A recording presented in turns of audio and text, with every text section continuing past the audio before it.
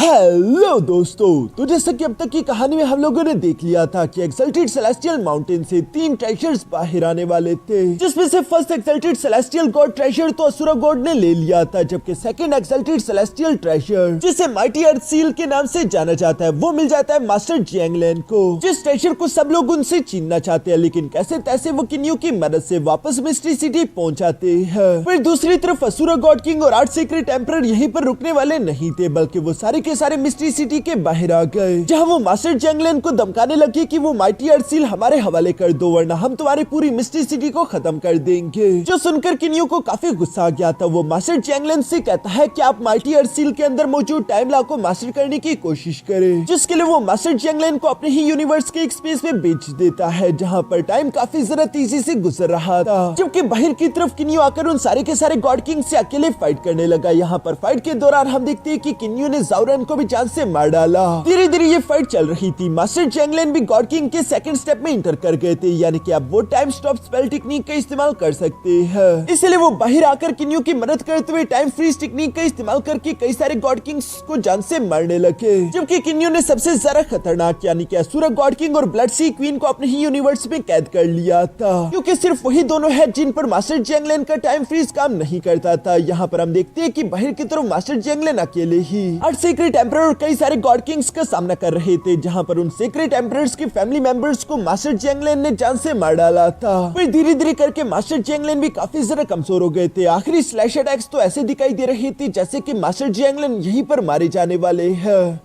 अब आगे तो नेक्स्ट एपिसोड की शुरुआत यहाँ पर उन्हीं स्लैश अटैक से शुरू होती है, जो कि मास्टर जियांगलिन की तरफ बढ़ रहे थे। मास्टर जियांगलिन को लग रहा था कि मैं यहीं पर मरने वाला हूँ, सब कुछ खत्म होने वाला था, पर तभी अचानक हम देखते हैं कि किन्यू हीरो की एंट्री के साथ आते हुए अपने स्पीयर का इस्तेमाल करके उन स्लैश अटैक्स को डिस्ट्रॉय करते हुए मास्टर जियांगलिन को बचा लेता है, जो देखकर तो सब लोग ही शौक हो गए थे। किन्यू मास्टर जियांगलिन को जख्मी हालत में देखकर उनसे कहने लगा कि चलो मैं आपको घर ले चलता हूँ, लेकिन मास्टर जियांगलिन कह रहे थे कि फिक्र मत करो मैं ठीक हूँ। इस पर किन्यू रुक गया था, लेकिन किन्यू को मास्टर जियांगलिन की ऐसी हालत देखकर काफी जरा गुस्सा आ रहा है। वो गुस्से में 8 सीक्रेट एम्परर्स की तरफ देखते हुए अपनी गॉड किंग रिंग्स की पावर्स को एक्टिवेट करते हुए कहने लगा कि तुम सब लोग यहाँ पर माइटी अर्थ सील के लिए आए हो। नहीं, ये बात सच नहीं, तुम लोग यहाँ पर आए हो अपनी मौत के लिए। ये कहते हुए किन्यू ने जो अपनी गॉड किंग रिंग की पावर्स अनलिश की वो इतनी ज्यादा टेरिफाइंग लग रही थी कि जितने भी सीक्रेट एम्परर्स थे वो ये नजारा देखकर परेशान होने लगे, क्योंकि किन्यू की जो गॉड किंग रिंग है उसके अंदर ये 8 सीक्रेट एम्परर्स की जितने भी ओरिजिन ट्रेजर्स हैं उन सब की पावर्स कंबाइंड मौजूद है। वांगफू एम्परर भी यहाँ पर किन्यू की ये ताकत देखकर अपने मन में परेशान होते हुए कहने लगा कि किन्यू की जो पावर है वो काफी जरा अनप्रेडिक्टेबल है। हम लोग एक्सपेक्ट नहीं कर सकते कि किन्यू क्या से क्या कर देगा।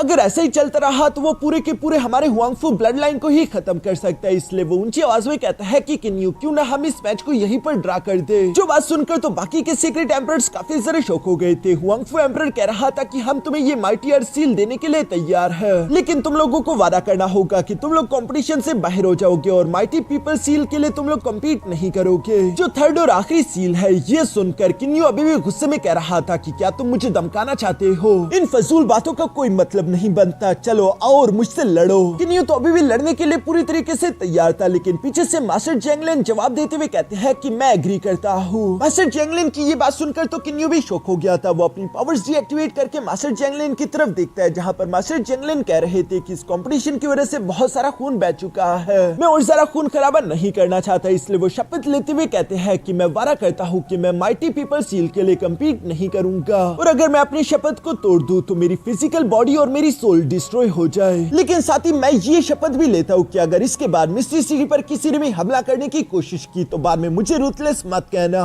मैं खून की नदियां बहा दूंगा। ये सुनकर वहाँ पर मौजूद सीक्रेट एम्परर्स धीरे धीरे करके वहाँ से जाने लगे, क्योंकि इसी में उनकी भलाई थी। जियांग एम्परर तो मास्टर जियांगलिन को देख रहे थे, तभी जाओ एम्परर भी उनके पास आ गया, जो कि उनसे कह रहा था कि चलो यहाँ से चलते हैं। साथ ही साथ जाने से पहले वो कहता है कि अब इस डिवाइन रेल्म की सबसे ज्यादा ताकतवर जगह अशूरस सी नहीं बल्कि ये मिस्ट्री सिटी है। मास्टर जियांगलिन भी मन ही मन में जानते हैं कि ये बात सच है। ये सब बोलते हुए वो दोनों भी वहाँ से चले गए। पीछे की तरफ बचे हुए सिर्फ हुआंगफू एम्परर और उनके बड़े भाई थे हुआंगफू ली, जो कि अपनी बहन की मौत का बदला लेना चाहता था, लेकिन हुआंगफू एम्परर ने ही यहाँ पर सब लोगों को वहाँ से जाने के लिए बोला है, क्योंकि वो जानते रहे कि किन्यू कितना जरा खतरनाक है और वो उनके पूरे के पूरे हुआंगफू हुआंगफू ब्लड लाइन को ही खत्म कर सकता है, लेकिन ये बात हुआंगफू ली नहीं समझ पा रहा था। पर फिर भी हुआंगफू एम्परर की बात मानते हुए वो दोनों वहां से चले गए। दूसरी तरफ किन्यू के स्पेस के अंदर हम देखते हैं कि असुरा गॉड किंग और ब्लड सी क्वीन अभी भी फंसे हुए थे, जहाँ पर असुरा गॉड किंग को तो काफी जरा गुस्सा आ रहा था। वो शांत होने का नाम ही नहीं ले रहा, मानो कि उसकी आंखों में खून उतर आया हो। तभी अचानक यहाँ पर किन्यू भी उसके सामने आ गया, जहाँ पर वो असुरा गॉड किंग से कहने लगता है कि असुरा गॉड किंग प्लीज समझने की कोशिश करो कि मेरे अंकल जियांगले ने तुम्हारे गॉड किंग आनसुन को जान से जानबूझकर नहीं मारा, बल्कि वो एक सेल्फ डिफेंस था, और सेल्फ डिफेंस में किसी की जान लेना बिल्कुल भी गलत नहीं है।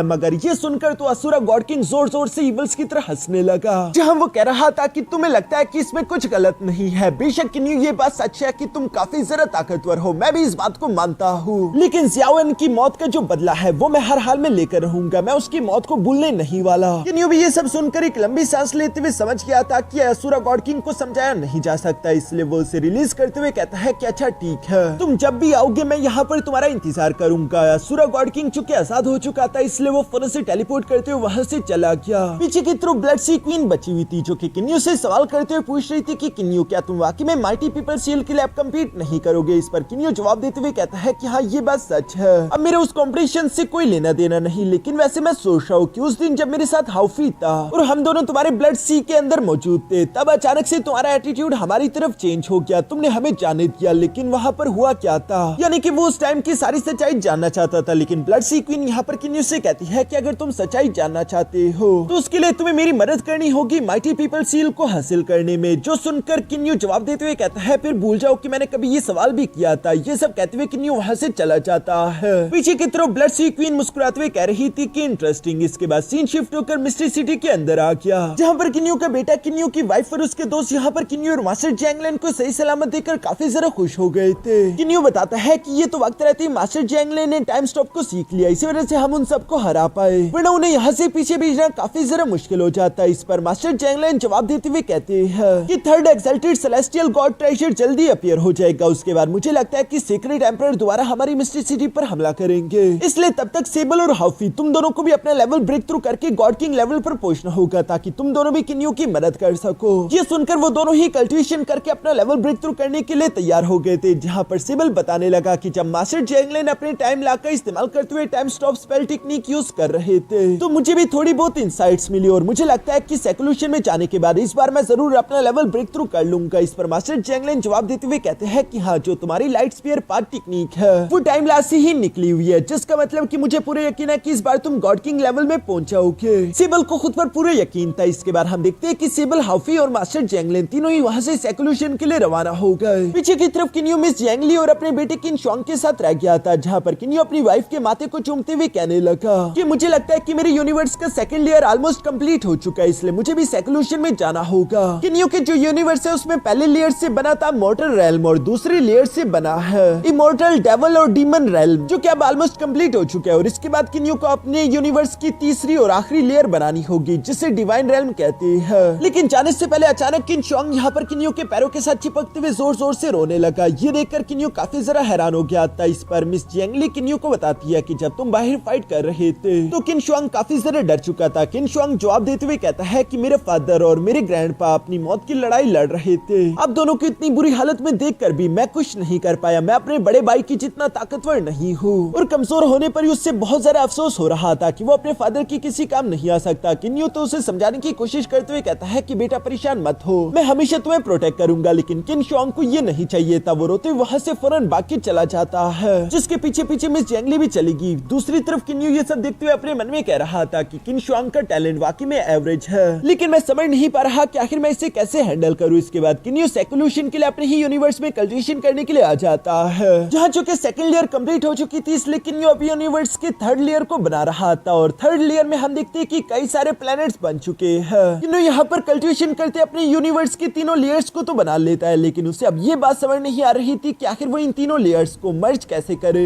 अगर हर एक लेयर को एक इंडिविजुअल की तरह देखे तो हर एक इंडिविजुअल के पास एक अलग ही लॉ होती है, लेकिन आखिर में इन तीनों इंडिविजुअल्स की लॉ को एक दूसरे के साथ मर्ज करके एक कैसे बनाऊं, ये सब सोचती अचानक से किन्नियो को खुद को और अपने भाइयों की याद आ गई थी। ये भी तो 3 लोग हैं, बिल्कुल अलग अलग, तीनों में अलग अलग पावर्स है, अलग अलग टाइप की एबिलिटीज है, अलग अलग लॉस को मास्टर किया है। जैसे कि सेबल टाइम लॉ को मास्टर करता है, टाइम लॉ का इस्तेमाल करके वो टाइम एक्सेलरेशन यानी कि टाइम को स्पीड अप कर सकता है, या फिर टाइम फ्रीज जो कि टाइम स्टॉप हो जाता है, कोई भी पता अपनी जगह से हिल नहीं सकता। इसी टाइम लॉ का एक और वर्जन भी है जो कि 3rd स्टेप में आता है, उसे टाइम रिवर्सल कहते हैं, टाइम रिवर्स में भी जा पाएगा।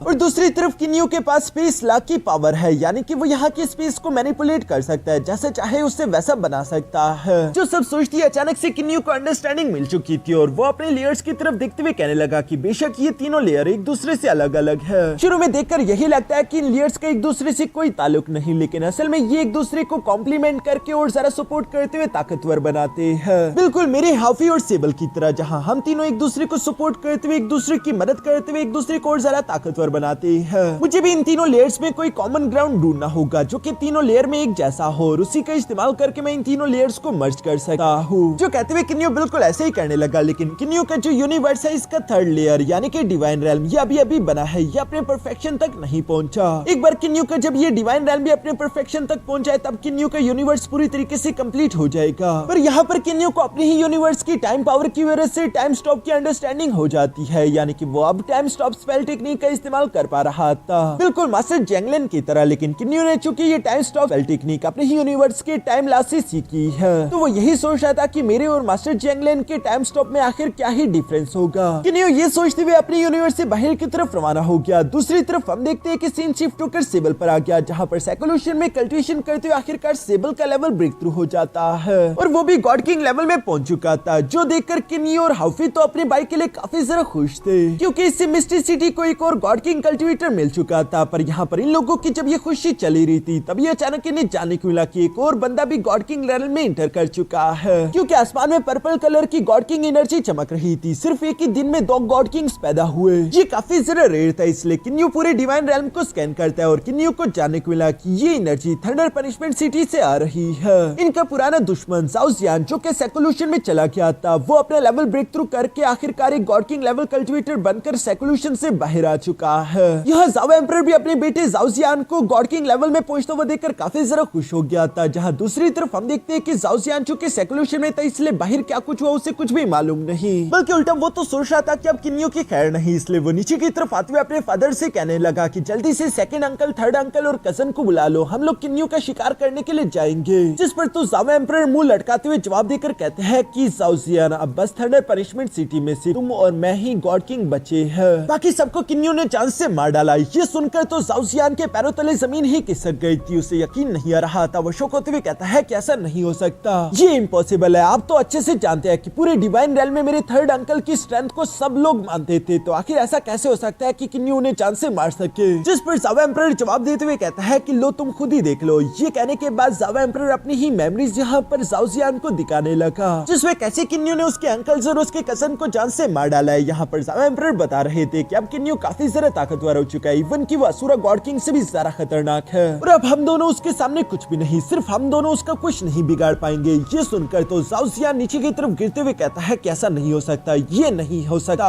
किन्नियो ने हमें इतनी ज्यादा तकलीफ पहुंचाई, हमारी थंडर पनिशमेंट सिटी का इतना नुकसान किया, आखिर ग्रैंडपा ने कुछ किया क्यों नहीं, मैं ग्रैंडपा से मिलने के लिए जा रहा हूँ। जो कहती जाओ जियान फौरन वहाँ से रवाना हो गया। पीछे की तरफ जाओ एम्परर उसे रुकने की कोशिश करते हैं, लेकिन जाओ जियान रुकने वाला नहीं था, इसलिए वो भी उसके पीछे पीछे रवाना हो गए। जाओ जियान उड़ते उड़ते यहाँ thunder punishment exalted celestial God के सामने आ जाता है, जहाँ पर thunder punishment exalted celestial God तो उसे कांग्रेचुलेट कर रहे थे, लेकिन जाओ जियान गुस्से में सवाल करते हुए पूछता है कि आखिर आपने किन्नियो को जान से मारा क्यों नहीं, मेरे अंकल्स का बदला लेने के लिए। तभी जाओ एम्परर भी वहाँ पर पहुंच गया, जो कि जाओ जियान को पीछे की तरफ हटाते हुए यहाँ thunder punishment exalted celestial God यानी कि अपने फादर से माफी मांगते हुए कहता है कि मेरा बेटा नादान है और इस वक्त बहुत ही ज्यादा इमोशनल भी है, प्लीज आप उसकी गलती को माफ कर दीजिए। जिस पर thunder punishment exalted celestial God जवाब देते हुए कहता है कि जाओ जियान का गुस्सा अपने लिए नहीं बल्कि थंडर पनिशमेंट सिटी के लिए है, इसलिए मुझे बुरा नहीं लगा। ये कहती thunder punishment exalted celestial god इन दोनों के सामने आ जाता है, जहाँ पर वो बताता है कि इस बार एक्सल्टेड सेलेस्टियल माउंटेन की वजह से मेरे हाथ बन चुके थे, मैं कुछ नहीं कर पा रहा था, लेकिन अभी मेरे पास एक मौका है जियांग एम्परर का साथ देकर उसे कंपटीशन में माइटी पीपल सील दिलवाने का, और मुझे कोई भी रोकेगा नहीं। यानी कि उस समय मैं जो चाहूँ वो कर सकता हूँ। और अगर किन्यू भी उस टाइम वहाँ पर मौजूद हुआ, ये कहते वो गुस्से के सर अपनी तलवार उठा लेते हैं, साथ ही साथ चारों तरफ रेड कलर की थंडरी एनर्जी बरस रही थी, और वो कहने लगे तो फिर मैं वादा करता हूँ कि किन्यू को मैं बहुत गंदी और बुरी मौत दूंगा, और सिर्फ इस वक्त एक एक्सल्टेड सेलेस्टियल गॉड ही है जो कि किन्यू को जान से मार पाएंगे। ये सुनकर यहाँ पर ज़ाओ एम्परर और ज़ाओ जियान दोनों ही काफी जरा खुश हो गए थे, जिसके बाद सीन शिफ्ट होकर एक्सल्टेड सेलेस्टियल माउंटेन में आ जाता है, जहाँ पर सारे के सारे गॉड किंग्स तैयार होते हुए माइटी पीपल सील के अपीयर होने का इंतजार कर रहे थे। ये आखिरी और थर्ड सील होगा जिसे हर कोई हासिल करना चाहता है सिवाय ज़ाओ एम्परर के, क्योंकि वो जानते रहा कि दो thunder punishment exalted celestial God नहीं बन सकती,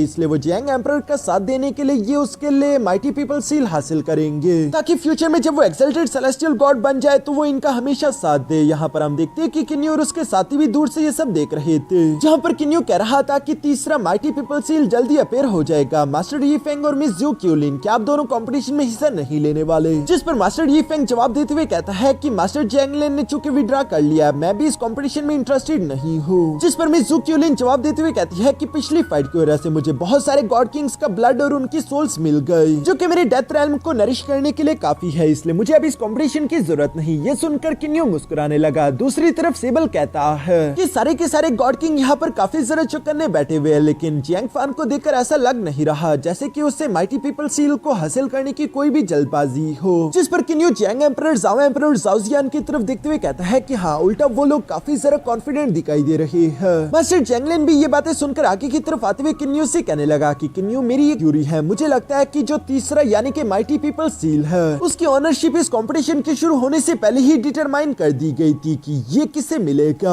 दूसरी तरफ यहाँ एक्सल्टेड सेलेस्टियल माउंटेन में हम देखते हैं कि उस कैलिडोन के अंदर से आखिरकार यहाँ माइटी पीपल सील भी निकलकर बाहर की तरफ आ गया। जिस तीसरे माइटी पीपल सील को अपीयर होता हुआ देखकर सारे के सारे गॉड किंग्स के आंखों में लालच साफ साफ देखी जा सकी थी। पहले यहाँ पर मौजूद ये 8 सीक्रेट एम्परर जो कि एक दूसरे का हमेशा साथ देते थे, अब ये एक दूसरे के खिलाफ जाने के लिए पूरी तरीके से तैयार है, और हुआ भी बिल्कुल ऐसे ही जैसे ही माइटी पीपल सील अपीयर हुआ। ये सारे के सारे गॉड किंग उस पर झपटने लगे, जिसमें ज़ाओ एम्परर और जियांग एम्परर के अलावा बाकी के जो 6 सीक्रेट एम्परर्स है वो भी पीछे रहने वाले कहाँ थे। वो भी अपनी दोस्तियों को बुलाकर इस माइटी पीपल सील के लिए अपनी पावर्स का इस्तेमाल करते हुए एक दूसरे से टकराना शुरू कर देते। यहाँ पर जबरदस्त फाइट चल रही थी, जिसमें सीक्रेट एम्परर्स एक दूसरे के अलावा वहाँ पर मौजूद बाकी के गॉड किंग्स के साथ भी अपनी ताकत का इस्तेमाल करते हुए टकरा रहे थे। ये फाइट इसी तरह काफी देर तक चलती रही। आखिरकार हम देखते हैं कि माइटी पीपल सील हवा में एक पोर्टल ओपन कर देती है, जिसके अंदर वो फौरन से चली गई, जिसके पीछे पीछे सारे के सारे गॉड किंग्स और 6 सीक्रेट एम्परर भी उसी पोर्टल का इस्तेमाल करते उस रेल में चले गए, ताकि वो माइटी पीपल सील को हासिल कर सके। पीछे की तरफ सिर्फ ज़ाओ एम्परर, जियांग एम्परर और ज़ाओ जियान ही बचे हैं, जो तीनों अभी भी शांति से अपनी जगह पर खड़े थे। ज़ाओ जियान तो मुस्कुराते हुए कह रहा था कि इन लोगों को इस तरह से फाइट करते हुए देखकर कितना मजा आ रहा है। मुझे तो सोच सोच के हंसी आ रही है कि ये लोग इतनी मेहनत करते हुए इस माइटी पीपल सील के लिए एक दूसरे से लड़ रहे हैं, लेकिन आखिर में जब मेरे ग्रैंडपा एक्शन लेंगे तो इस बात से कोई फर्क नहीं पड़ेगा कि वो माइटी पीपल सील किसने पकड़ा था। आखिरकार वो आएगा तो वापस हमारे ही हाथों में, और तब इन लोगों के चेहरे के एक्सप्रेशंस देखने के काबिल होंगे। ये सब कहते हुए ज़ाओ जियान ईवल्स की तरह मुस्कुरा रहा था। दूसरी तरफ सीन शिफ्ट होकर उस पोर्टल के पार आ गया था, जहाँ पर हम सी केव इल्यूशन को देखते हैं, जो रेलवे एक बहुत बड़ा समंदर था और उसके अंदर एक सी केव मौजूद है। इसी जगह पर माइटी पीपल सील भी आ गया, जिसे फॉलो करते करते 6 सीक्रेट एम्परर और बाकी के सारे गॉड किंग्स भी उस पोर्टल से यहाँ पर इंटर कर जाते हैं। हर एक कल्टिवेटर ने अपनी नजर माइटी पीपल सील पर जमाई हुई थी। यहाँ पर हम डुआनमो एम्परर को देखते हैं, जो कि अपनी एनर्जी का इस्तेमाल करके माइटी पीपल सील को पकड़ने की कोशिश करना चाहते थे, पर तभी अचानक डुआनमो एम्परर ने अपनी सोर्ड का इस्तेमाल करके उनकी एनर्जी को काट दिया, और खुद वो अपनी स्पिरिचुअल सोर्ड्स का इस्तेमाल करके माइटी पीपल सील को जकड़ने की कोशिश करते हैं, लेकिन वो खुद को आजाद करके वहां से भाग जाता है। जहाँ पर हम देखते हैं कि हुआंगफू एम्परर अपनी स्पिरिचुअल सोर्ड्स का इस्तेमाल करके डुआनमो एम्परर को पीछे रोकने की कोशिश कर रहे थे, जिस पर डुआनवू एम्परर कहता है कि हुआंगफू एम्परर, आखिर तुम्हें हो क्या गया है, तुम हमेशा इस तरह के मामलों से खुद को दूर रखते थे,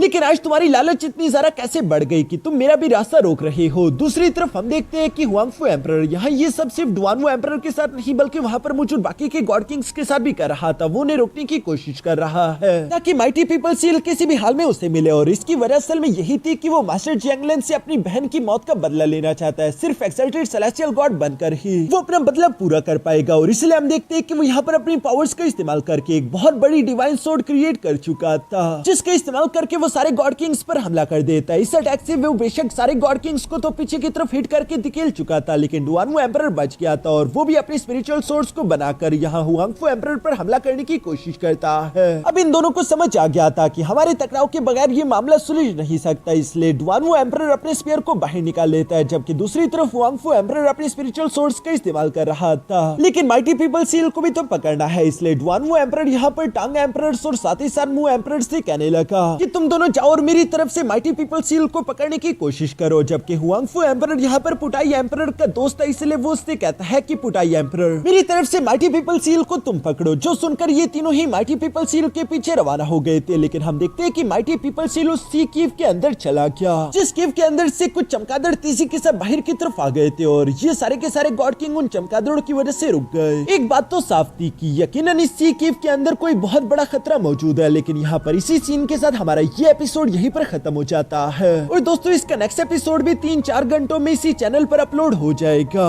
तब तक आप लोग इस वीडियो को लाइक करके एक प्यारा सा कमेंट कर दो।